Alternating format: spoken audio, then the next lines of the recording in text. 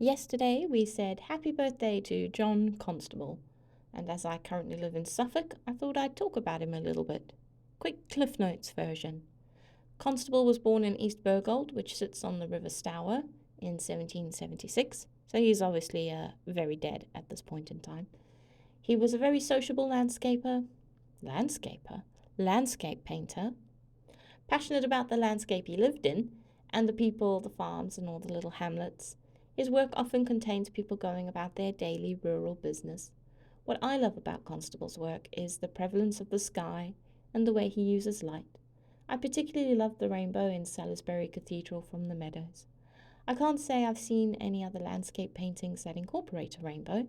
If you have, let me know. Constable's landscapes bustle with activity and life. And another one I particularly like is Flatford Mill, seen on a navigable river, mostly because I've visited Flatford Mill and stood in the places Constable stood to create his works, and it's an amazing inspirational feeling to be there. Constable was the traditionally struggling artist until he sold his first painting in 1819 at the age of 43, and it's nice to think that success can come at any age. Constable married a childhood friend and had 7 children.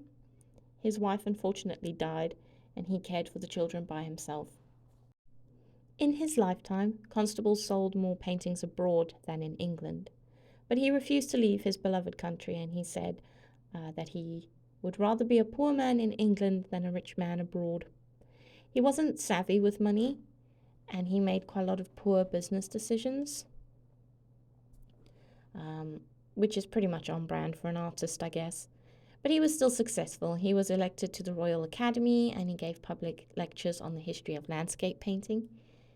During his Royal Institution lectures, however, he did say that no great painter was ever self-taught.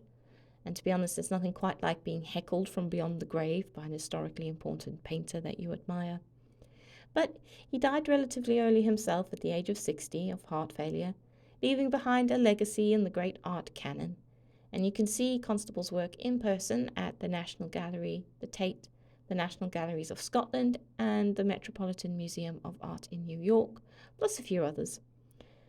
But the internet is definitely our friend in this day and age, and we're lucky to be able to see pretty much any painting we want.